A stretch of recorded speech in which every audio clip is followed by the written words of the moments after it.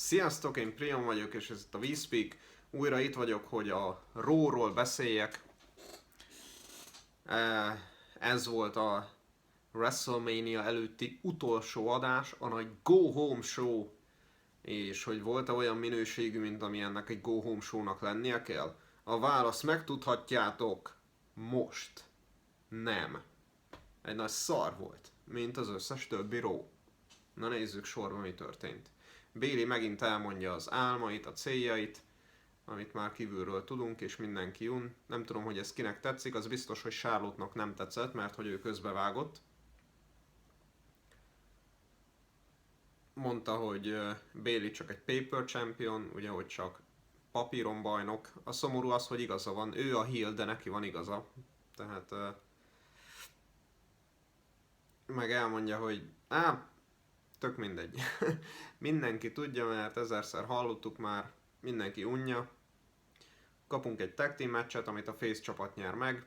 Végre valahára Bayley lepinel valakit. Szerintem ez az első győzelme azóta, hogy bajnok lett. Vagy talán még egy győzelme volt, meg pár veresége, na mindegy.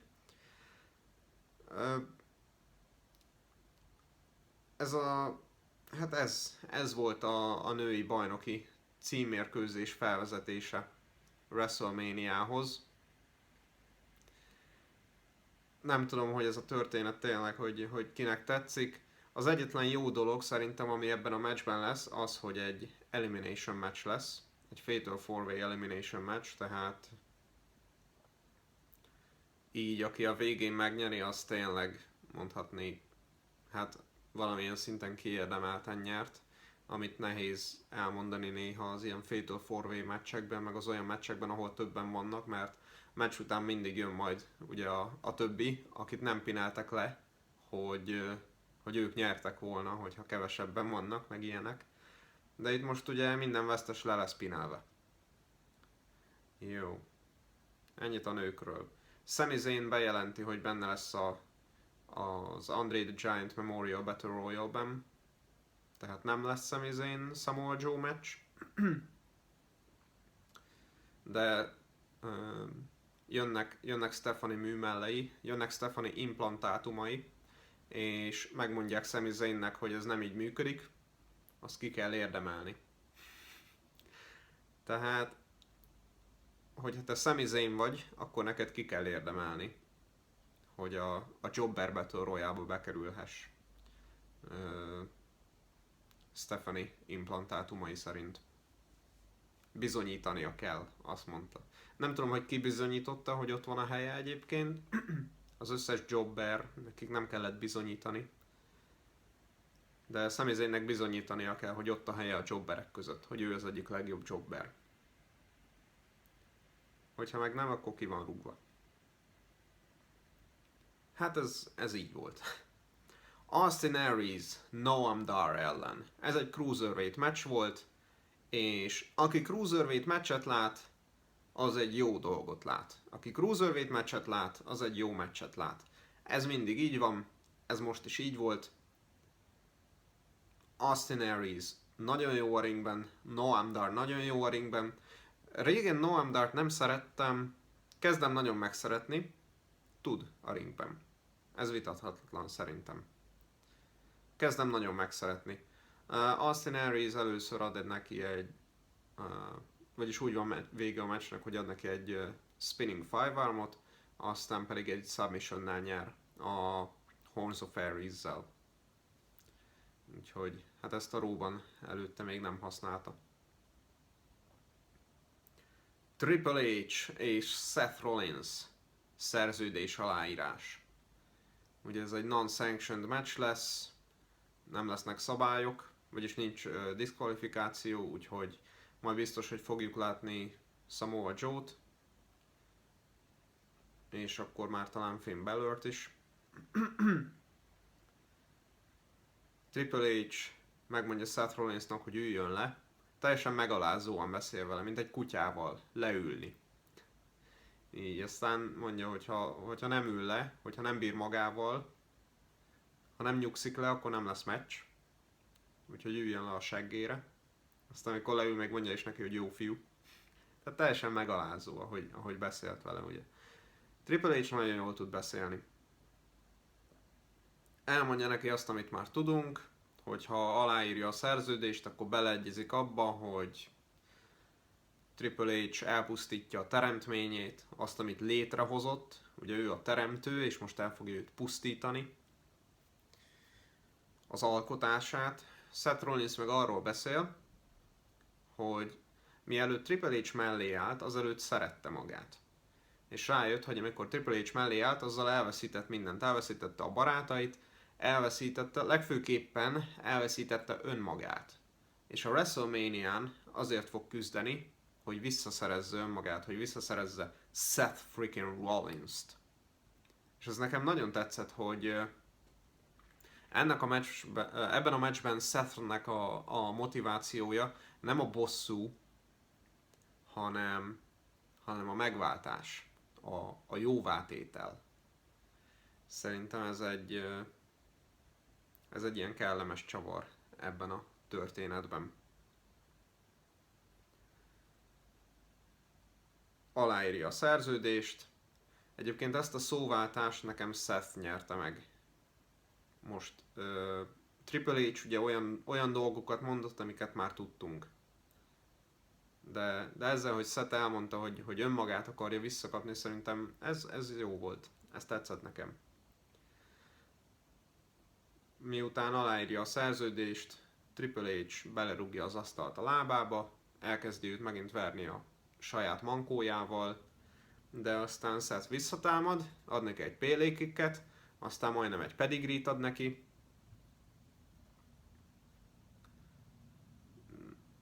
Triple H kimegy a ringből, aztán amikor visszajön, akkor Seth megint megtámadja őt a mankóval. És a végén Seth Rollins áll a ringben, és Triple H kullog el. Ez a meccs, ez jól lett felépítve. Ez egy olyan meccs, amiért izgatott vagyok. Nem úgy, mint a női meccsért. Például. Ezután, ami jön, hát az filler, ami ezután jött, ugye a Over the Top Rope Challenge. Egy ilyen kötélen át kidobálós hűlés. Ez csak arra volt jó, hogy megmutassák, hogy vannak még olyan pankrátorok, hogy ott vannak még azok, akikről mindenki elfeledkezett. Ez a Golden Truth, Shining Stars, mit tudom én. Az összes jobber, akik csak az öltözőkben vannak általában.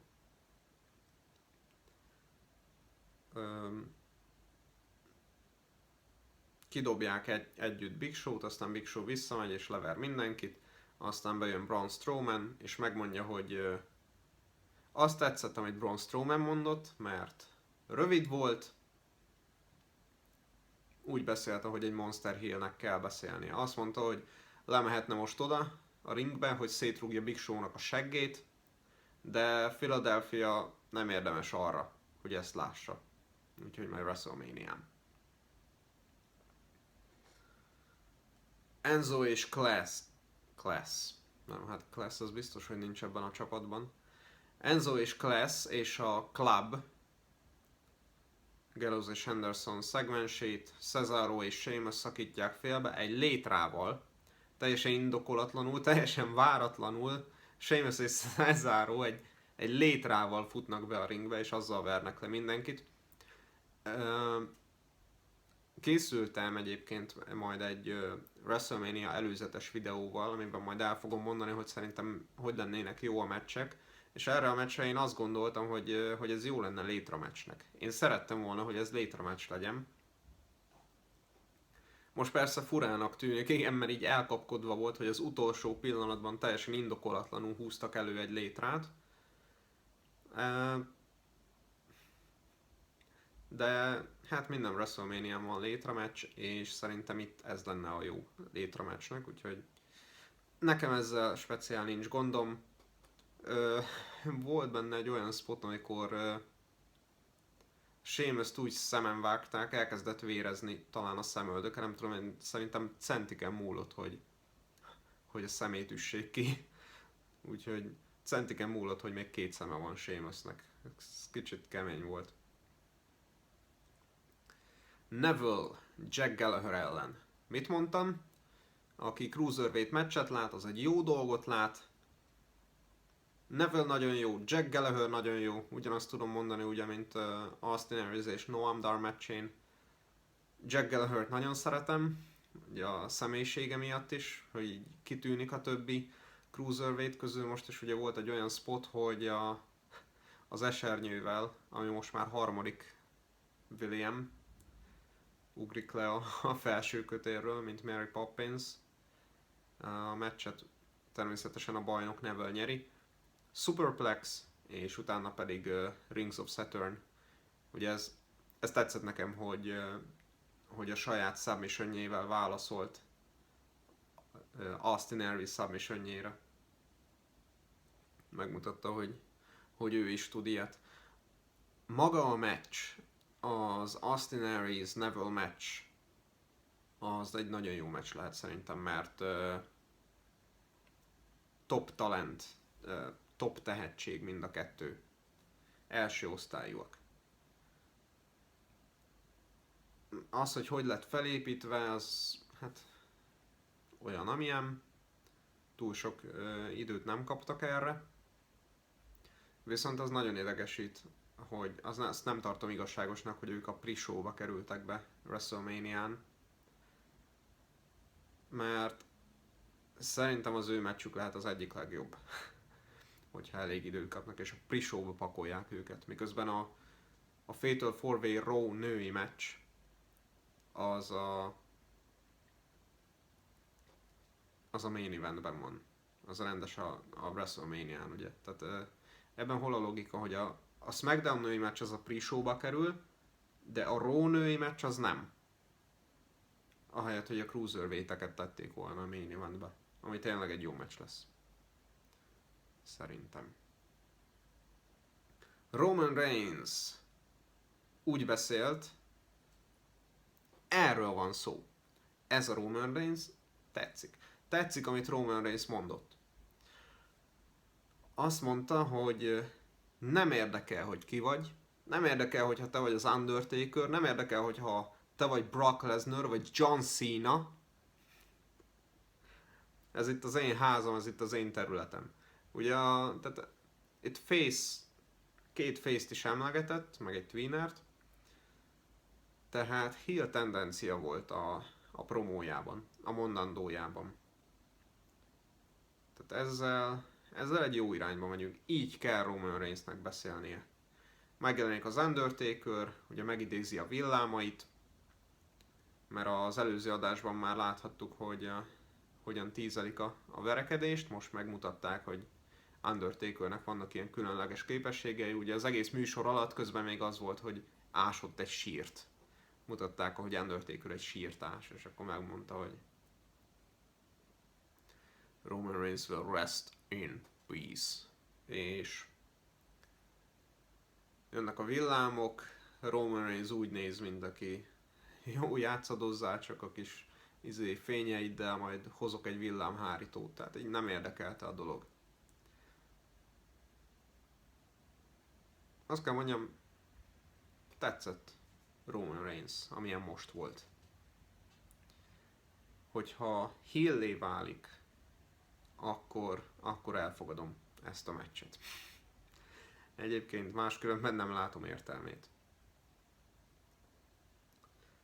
Kevin Owens-t meginterjúvolják, és elmondja, hogy igen, tényleg Jericho fan volt, mert kicsi volt és hülye volt, mert a Jericho fanok hülyék. És most már, hogy ismeri Jerichót, most nagyon hülyének tartja a fiatalkori önmagát, hogyha tudta volna, hogy milyen valójában, akkor soha nem lett volna a rajongója, soha nem lett volna posztere, meg nem vett volna Chris Jericho-s cuccokat, és még elmondja, hogy nagyon hálás feladatnak tartja, hogy ő küzdhet meg Sami Zayn-nel, hogy ő fejezze be a karrierjét. A két jó barát. Kevin Owens és Sami Zayn meccse volt az est legjobb meccse, úgyhogy ők ugye nem is egymás ellen lesznek WrestleMania-n.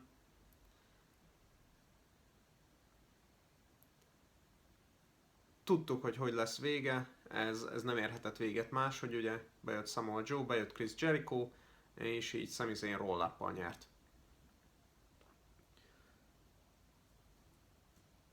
Ennyi.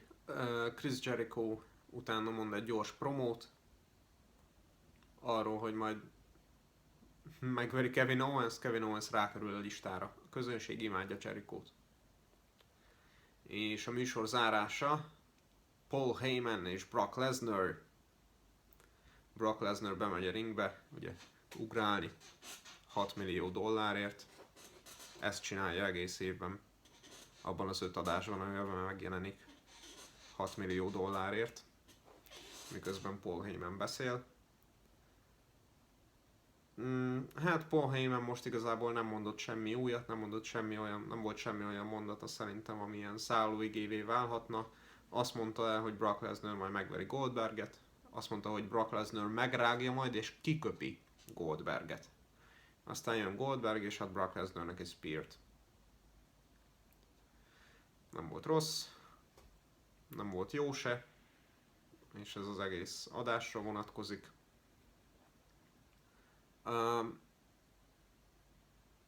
Egy átlagos Raw adás volt, viszont ahhoz képest, hogy ez egy Go Home Show volt, hát Go Home Show-nak nagyon gyenge volt. Nagyon vérszegény Go Home Show volt ez, és reméljük, hogy ez nem azt mutatja, hogy milyen lesz majd a WrestleMania. Hogyha tetszett, nyomjatok egy lájkot, hogyha szeretnétek többet látni, iratkozzatok fel, legyetek ti is a szupersztárjaim.